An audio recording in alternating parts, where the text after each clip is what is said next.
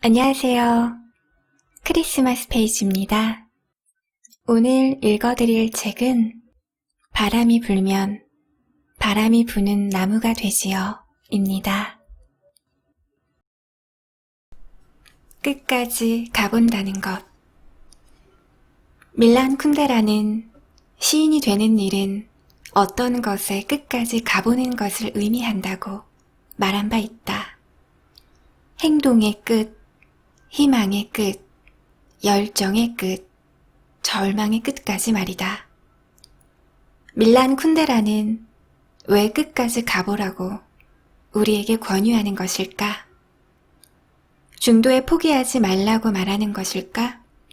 중도에 샘을 하지 말라고, 이득의 규모를 따지지 말라고 말하는 것일까?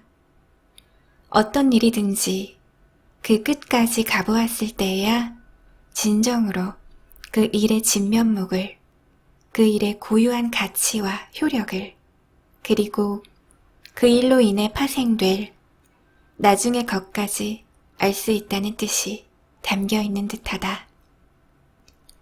일관이라는 말은 처음부터 끝까지 한결같다는 뜻이다. 처음과 끝을 꿰뚫어 하나로 꿰다는 뜻이다.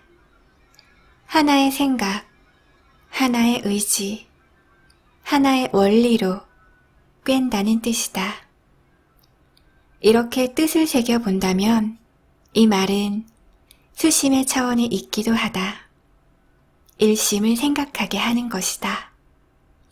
마치 수행자들이 잠깐이라도 쉬거나 그만두는 일이 없이 다니고 머물고 앉고 눕고 하는 일상의 움직임 속에서도, 심지어 꿈속에서도 번뇌나 장애가 어울리지 않는 것처럼 말이다. 그러므로 어떤 일의 진행이 종결되도록 그 끝까지 가보는 일은 마음을 닦는 일이기도 하다. 흔들리지 않는 일이기도 하다. 마음을 정료하게 잘 단속하는 일이기도 하다. 스스로를 믿어 스스로를 안심시키는 일이기도 하다. 자신하는 일이기도 하다. 바람이 불면 바람이 부는 나무가 되지요. 한 방송사의 프로그램을 재미있게 보았다. 자발적 고립 다큐멘터리라는 부제가 붙은 이 프로그램은 출연자가 자연 속 작은 집에 살면서 홀로 밥을 지어 먹고 홀로 잠을 자면서 단순하고 느리게 생활하는 일과를 기록한 것이다. 이 프로그램의 촬영지는 제주도의 한 오프그리드 하우스로 알려져 있다. 오프그리드 하우스에 대한 시청자들의 관심도 높아지고 있는 것 같다. 오프그리드 하우스는 전기와 수도, 가스 공급 등이 외부로부터 차단이 되어서 스스로 자급자족해야 하는 시스템이라고 한다. 전기는 태양광으로 해결하고 수도는 정해진 물의 양만큼만 쓸 수 있다고 한다. 이 프로그램에 참여한 출연자는 주어진 미션을 수행해야 하는데 미션의 종류는 다양했다. 3가지 새소리 녹음하기, 계곡에 물소리 담아오기, 갖고 있는 물건의 수량을 절반으로 줄이기, 하루에 하나의 반찬으로 밥 먹기, 한 번에 1가지 일만 하기 등이었다. 흥미로운 미션들이었다. 이 미션들은 우리가 일상생활 속에서 함께 시도해 볼 만한 일이기도 하다. 가령 계곡에 내려가서 물소리를 듣고 녹음하는 동안 돌돌돌 흐르는 물소리와 부드럽게 굴러가는 물의 바퀴와 물의 유연함이 우리의 마음속에 들어차게 될 것이다. 새소리를 들을 때에도 마찬가지다. 까마귀와 방울새, 직박구리, 꿩이 우는 것을 듣는 동안 우리는 새가 앉은 나뭇가지, 새의 부리, 깃털, 몸집의 크기, 울음의 높이 등 한 마리 새의 모든 것을 보고 듣게 된다. 그러면서 새가 우리의 마음속에서 안고 날갯짓하고 우는 것을 고스란히 경험하게 된다. 내 내면의 다른 존재의 공간이 생겨나는 것을 수용하게 된다. 그 공간이 매우 새롭다는 것도 곧 알게 된다. 한 번에 한 가지 일만 하라는 것은 무슨 뜻일까? 하고 있는 그 일에만 온전하게 정성을 다하라는 것일 테다. 밥 먹을 때는 밥맛만을 알라는 것일 테다. 걸을 때는 걷기만 하라는 것일 테다. 단 둘이 있을 때에는 마주 앉은 그의 마음을 읽으려고 애쓰라는 것일 테다. 보고 듣고 생각하고 있는 그것에 마음을 쏟으라는 뜻일 테다. 그러나 집중하고 골몰하는 일은 참 어렵다. 마음은 구름처럼 잘 흩어지고 빠르게 이동하기 때문이다. 그래서 선불교에서는 어미 닭이 알을 품듯이 고양이가 쥐를 잡듯이 지금의 순간에 집중하라고 가르친다.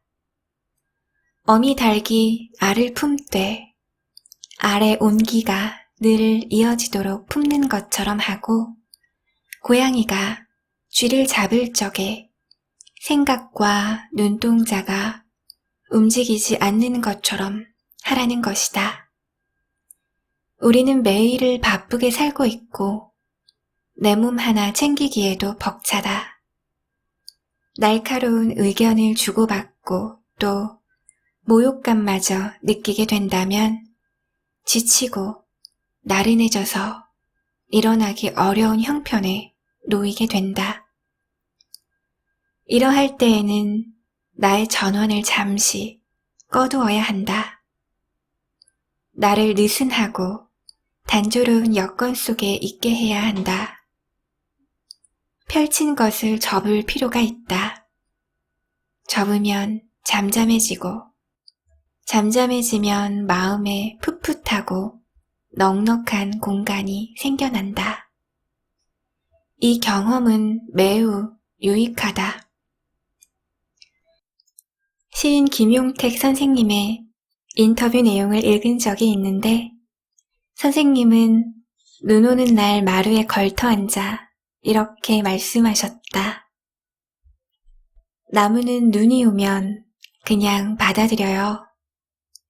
눈이 쌓인 나무가 되는 거죠.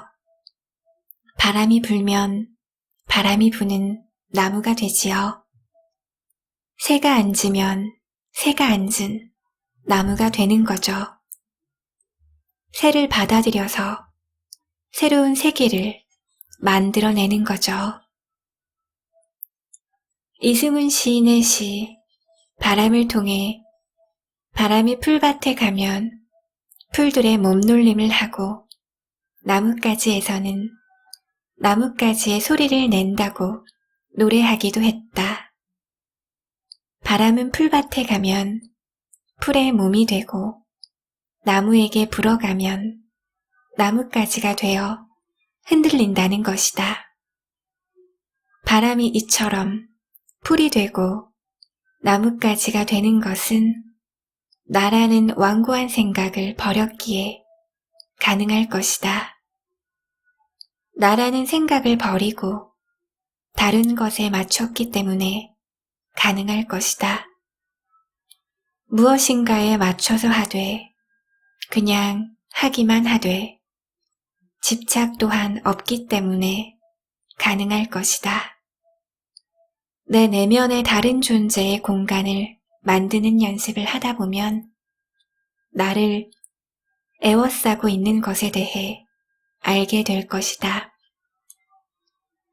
나를 구성하고 있는 배음, 나의 기다림, 조용함, 쓸쓸함, 즐거움 같은 것을 잘 이해하게 될 것이다.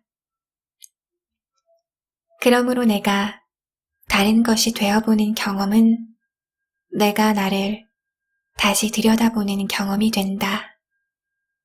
자신을 자발적으로 간소한 삶의 조건 속에 놓아두려고도 할 일이다.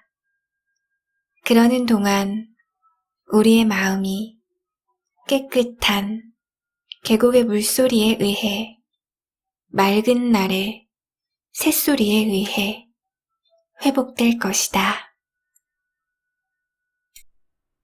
막 피어나려는 꽃송이처럼 생기 없이 우리는 살 수가 없다. 싱싱하고 힘찬 기운이 있어야 살아갈 수 있다.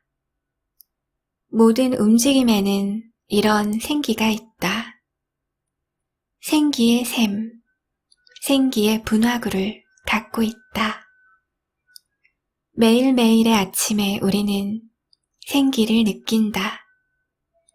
꽃집에서 막 사와서 화병에 꽂은 한 송이의 장미나 카네이션에서 싱싱한 생기를 느낄 수 있다.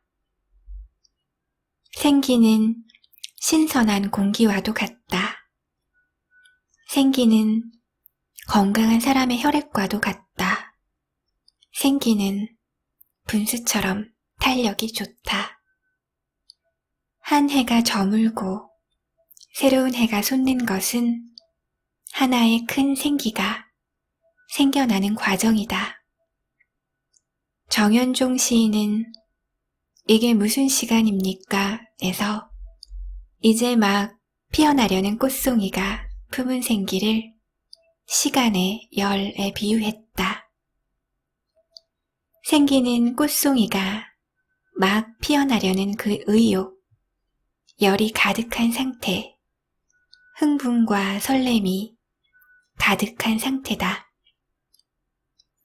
어떤 생기의 생겨남은 어떤 일의 종료 위에서 가능하다. 어떤 일이나 사건의 사라짐, 혹은 어떤 마음의 정리와 동시에 어떤 생기는 일어난다. 이 이치는 화단을 구성하는 꽃이 동시다발적으로 피어나는 것이 아니라 어떤 꽃은 낙화하고 어떤 꽃은 개화하면서 화단의 꽃핌을 지속시키는 것과도 같다. 우리는 어떤 것을 버리고 비워내도 또 어떤 것을 얻고 채우며 살아간다. 마치 새로운 계절을 맞을 때 옷장을 한 차례 정리하듯이 향기로운 꽃의 파도를 물결치며 바람의 배가 지나가듯이 입안에서 중얼중얼하는 식구가 하나 있다. 향기로운 꽃의 파도를 물결치며 바람의 배가 지나갈 때 라는 식구다. 이 식구는 파블로 네루다의 시 알스트로메리아의 일부다. 알스트로메리아는 꽃의 이름이다. 네루다는 고지대 황무지에 솟은 듯이 핀 꽃을 노래하는데 아무것도 없는 땅 밑에서 열심히 맑게 준비되어 그 우아함을 세상으로 내밀었다고 표현했다. 그리고 꽃핌을 사랑으로 증폭된 어떤 신선함이라 불렀다. 향기로운 꽃의 파도를 물결치며 바람의 배가 지나갈 때 라고 자꾸 말하다 보면 어떤 물결이 신선함의 흐름이 내 마음에 생겨난다. 그리하여 우울하거나 슬픈 구석에 밀려나고 마음이 환해진다. 마음의 신선함이 깃든다는 것은 좋은 일이다. 네루다는 마음의 신선함이 많은 시인이었다. 그리고 그는 이 신선함이 엉뚱한 상상에서 생겨날 수 있다고 보았다. 특히 네루다는 아이들이 갖고 있는 호기심과 경의를 높게 평가했다.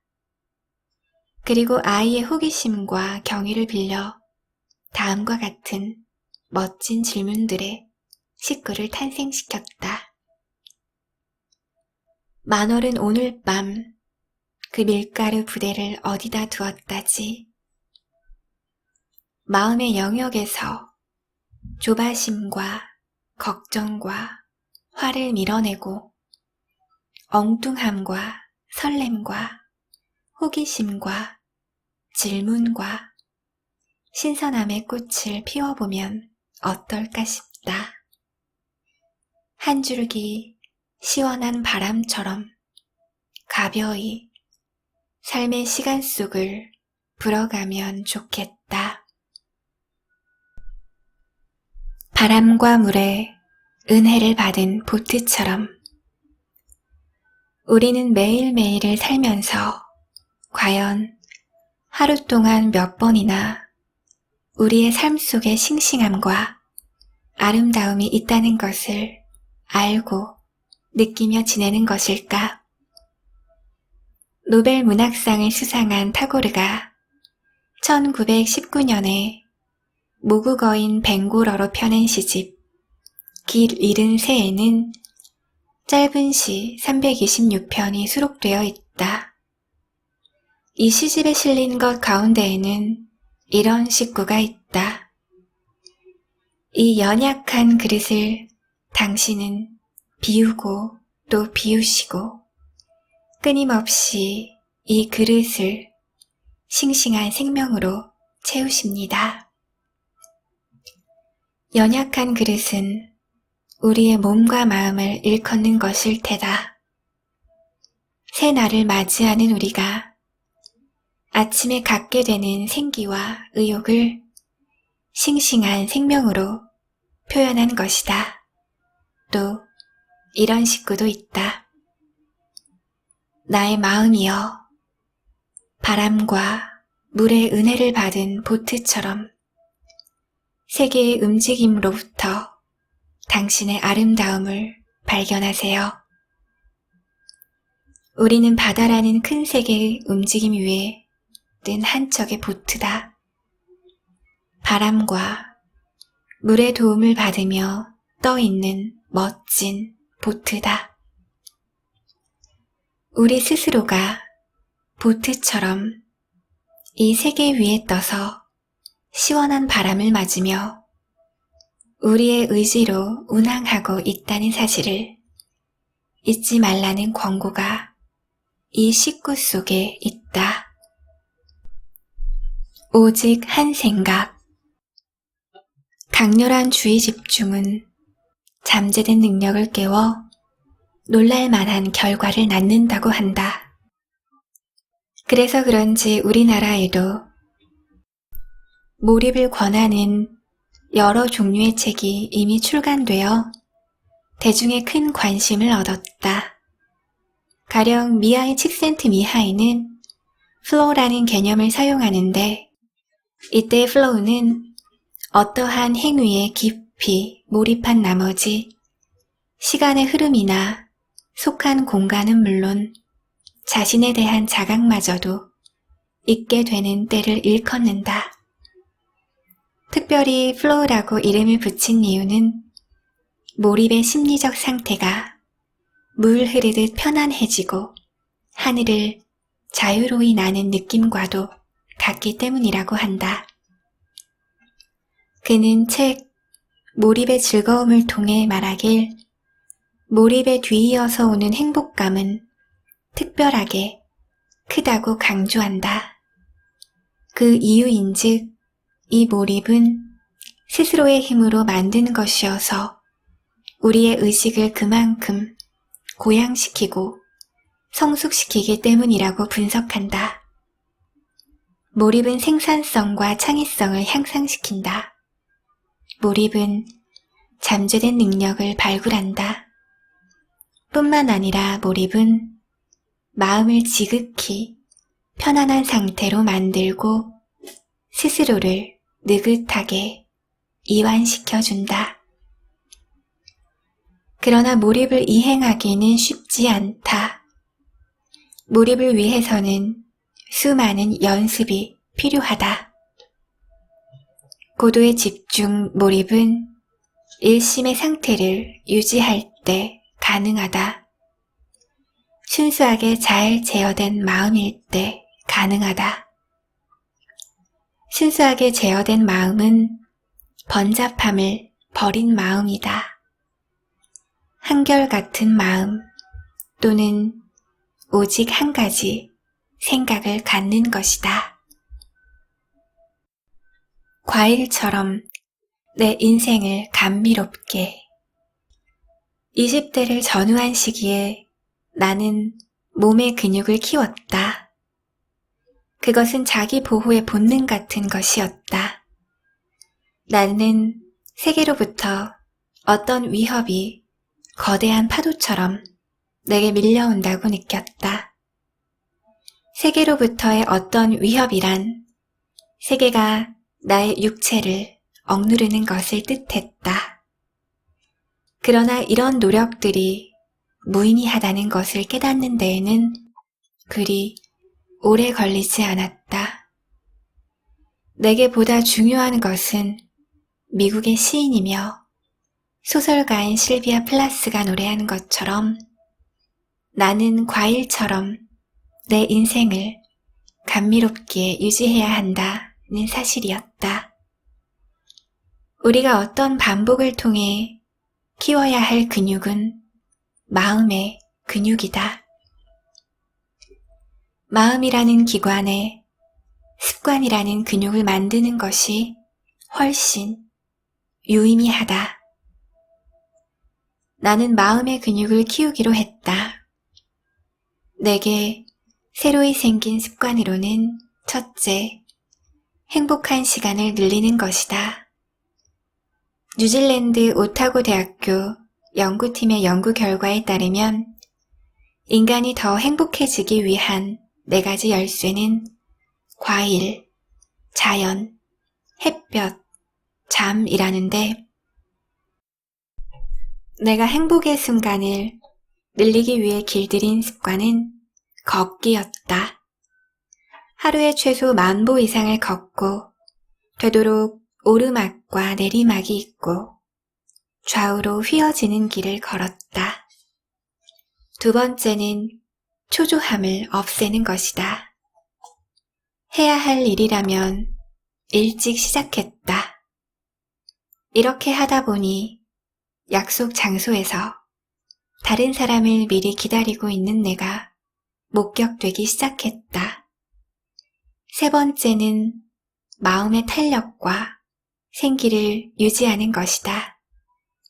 책을 손에 쥐어주고 음악과 영화과 나의 삶의 시간에 참여하게 하고 종교적 수행을 하는 것 등이 이것에 포함되었다.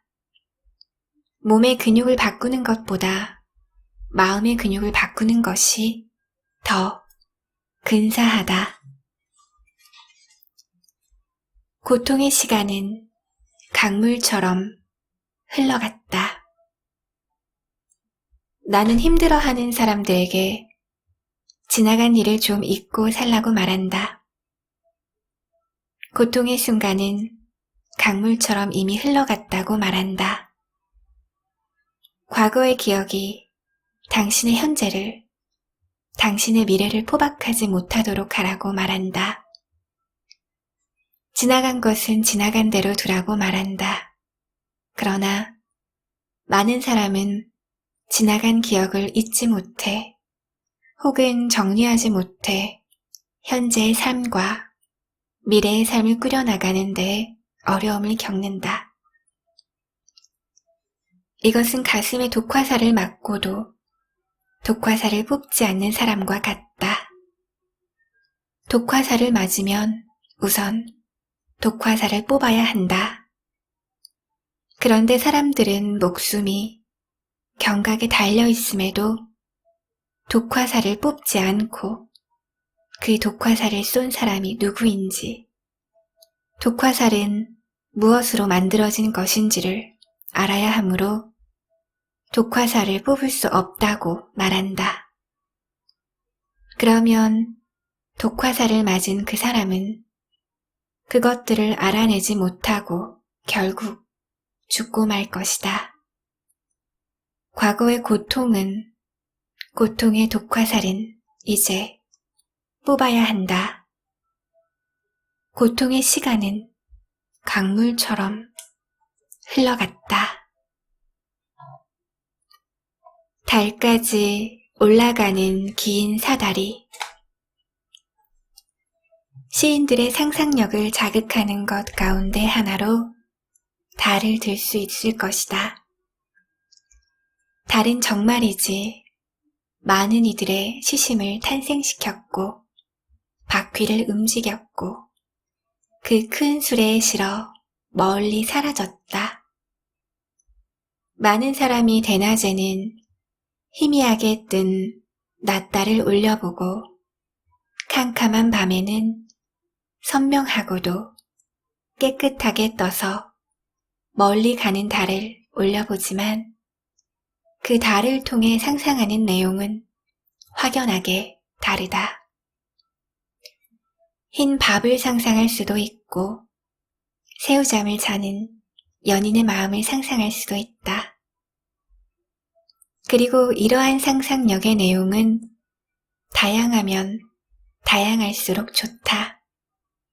가령 달을 통해 우리는 한 알의 탱자를 상상할 수도 있고 처마에 켠 알전구를 상상할 수도 있고 다 사용한 후 휴지통에 구겨서 버린 티슈 혹은 파지를 상상할 수도 있고 주머니에서 꺼내 손에 쥔 동전을 상상할 수도 있고 누군가의 흰 이마를 상상할 수도 있고 목에 걸어준 둥근 화환을 상상할 수도 있고 입맛이 쓴 환자를 위해 끓인 흰 죽을 상상할 수도 있고 흰 돛을 올려 먼 바다로 미끄러져가는 한 척의 배를 상상할 수도 있고 네일숍에서 잘 다듬은 손톱을 상상할 수도 있다. 우리는 무엇이든지 상상할 수 있다.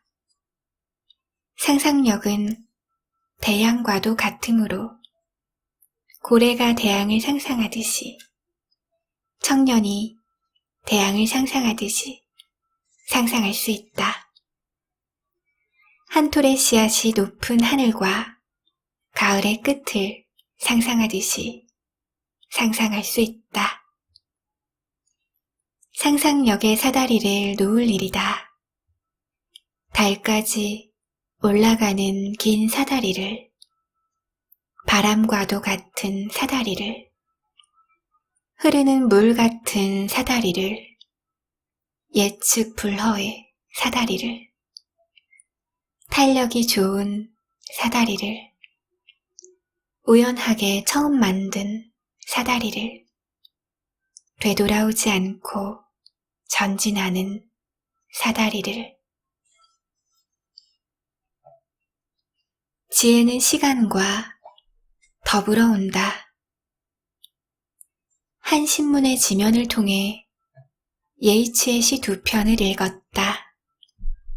한 편은 나이듦 혹은 겨울의 때를 사는 생명의 내심을 다른 시였다.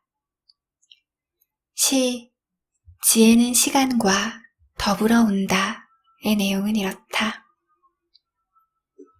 이파리는 많아도 뿌리는 하나. 내 젊음에 거짓된 나날 동안 햇빛 속에서 잎과 꽃들을 마구 흔들었지만 이제 나는 진실을 찾아 시들어가리. 이파리가 다 떨어진 시든 꽃나무의 일을 얘기하고 있지만 사실은 근원으로 돌아가는 성찰의 시간에 대해 얘기하고도 있다. 바깥을 향해 가는 시간도 필요하지만 우리는 우리의 뿌리에 대해 생각해보는 시간도 필요하다. 예이츠의 시 한 편을 더 읽어보자. 깊게 맺은 언약이라는 시다. 그대가 우리 깊게 맺은 언약을 지키지 않았기에 다른 이들이 내 친구가 되었으나 그래도 내가 죽음에 직면할 때나 잠의 꼭대기에 기어오를 때 혹은 술을 마셔 흥분했을 때 나는 문득 그대의 얼굴을 만난다. 짧지만 여운이 길게 남는 시다. 한번 깊게 맺은 인연이 어떠한 사건으로 인해 파국을 맞았지만 그 예전의 관계는 지속적으로 영향을 끼친다는 뜻을 담고 있다. 마음으로 주고받은 일은 쉽게 일단락되지 않는다는 의미이기도 하다. 이 두 편의 시를 읽으면서 나는 관계에 대해 생각해 보았다. 우리는 그물처럼 서로 연결되어 있다. 한 몸, 한 생명이다. 유기적으로 연결되어 있어서 말과 행동과 마음이 오고 간다. 모든 관계는 주고받고 조합하여 좀 더 높게 올라서는 관계다. 조금씩의 변형과 가감을 거쳐 새로운 가능성을 마련하게 된다.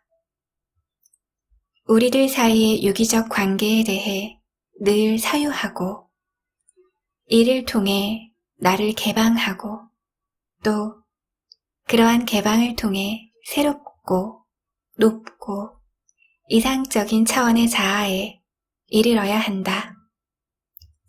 이것은 내가 최근에 읽은 예이츠의 두 시가 말하고자 하는 내용이기도 하다.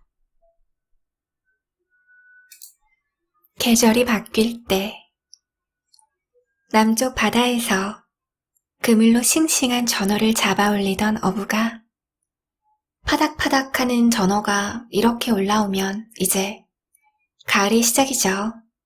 라고 말했을 때 잊고 있었던 가을이 내게 찾아왔다.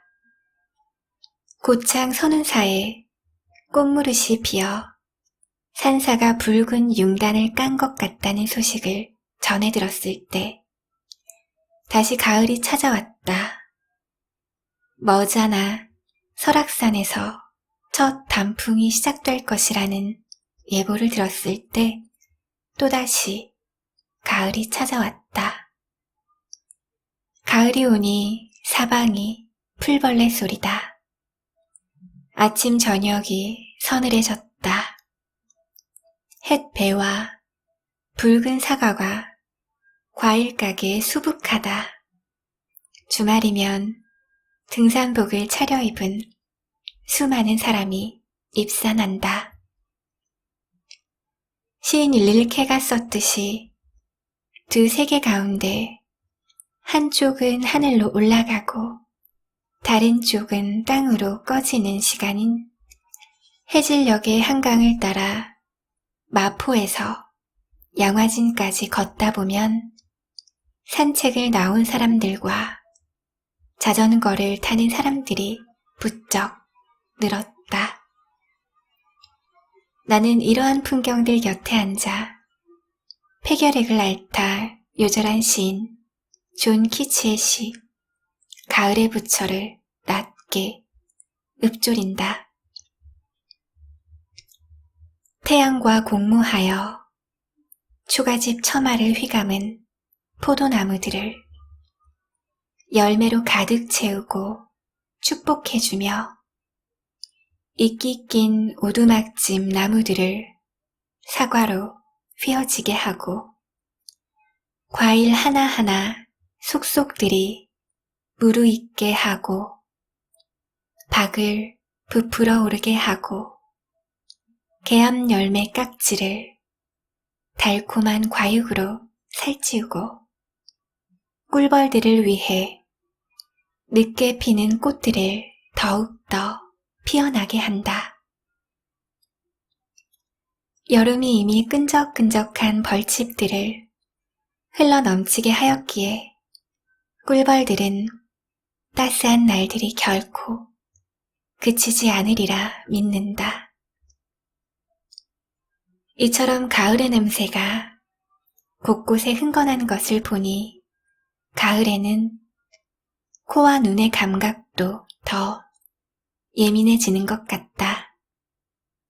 바깥 대상과 세계에 대한 감각의 내용이 자세하고 촘촘하니 그 감각기관을 우리의 내부로 돌려 사용하면 자기 자신에 대한 생각도 보다 명료해질 것이다. 나는 2015년 가을에 시 10월을 썼다. 숲풀은 매일매일 말라가요. 풀벌레 소리도 야위어가요. 나뭇잎은 물들어요. 마지막 매미는 나무 아래 떨어져요. 나는 그것을 주워들어요. 이별은 부서져요. 속 울음을 울어요. 빛의 반지를 벗어놓고서 내가 잡고 있었던 그러나 가늘고 차가워진 당신의 손가락과 비켜간 어제 나는 곡선에 더 많은 논두길을 걸을 것이다. 나는 혼자 있는 곳에서 즐거움을 찾을 것이다. 물론 다른 이들을 잘 알아서 기꺼이 받아들일 것이다. 그리고 곡물을 수확하는 농부의 마지막 일손이 끝나면 빈 들판이 가을의 출구가 될 것이다. 그동안 나뭇잎이 떨어지고 새들이 이동하고 사람들은 머플러를 목에 두를 것이다. 그러나 이 모든 시간이 개울물처럼 멀리 흘러가고 계절이 바뀔 때 근본을 살피는 것 또한 필요한 일이다. 가령 나는 신라 화엄학의 대성인 의상스님이 화엄경, 법계도를 설명하며 하셨던 말씀을 요즘 거듭 생각하고 있다. 스님은 행행본처, 지지발처라고 하셨으니 그 뜻은 가고 또 가도 그 자리가 본래 자리요. 이르고 이르더라도 그 자리가 출발한 자리라는 것이다. 그렇다면 본래 자리는 어떤 곳일까? 온유한 사랑이 사는 곳일까? 깨끗하고 평상심이 사는 곳이 아닐까? 이롭게 하는 마음이 사는 곳이 아닐까? 물과 새와 나무, 우리 모두가 외우고 지키는 법이 사는 곳이 아닐까? 모든 이들의 같은 내면이 사는 곳이 아닐까? 나도 당신도 지구도 서로 친밀감을 갖고 붉은 가을의 입구에 함께 있다. 마음을 고요하게 하라. 법구경에 이런 말씀이 있다. 내 감각들을 정복해라. 내가 맛보는 것, 냄새 맡는 것, 네가 보는 것, 그리고 듣는 것을 정복하라. 모든 것의 주인이 되어라. 네가 행하고 말하고 생각하는 것에서 자유로워져라. 해방되어라. 너는 고요한가? 내 몸을 고요하게 하라. 내 마음을 고요하게 하라. 스스로 노력하여 너 자신을 일깨우고 너 자신을 성찰하고 기쁘게 살아라. 진실의 길을 쫓아라. 그것을 내려다보고 네 것으로 삼아라. 그 길을 몸으로 살아라. 언제나 너를 받쳐줄 것이다. 인용한 이 말씀은 흔들리지 않는 마음을 강조한다. 흔들리지 않는 마음은 어떤 것인가? 입과 코와 눈과 귀가 바깥에 나가서 구걸에 얻어오는 것에 크게 휘둘리지 않는 것이다. 입과 코와 눈과 귀는 서로 다른 방향으로 우리를 데려가려 한다. 튀는 럭비공처럼 물론 이 감각 기관들이 얻어오는 것들은 탐나는 것들이다. 달콤하고 자극적인 것들이다. 그러나 그것은 소금물과 같다.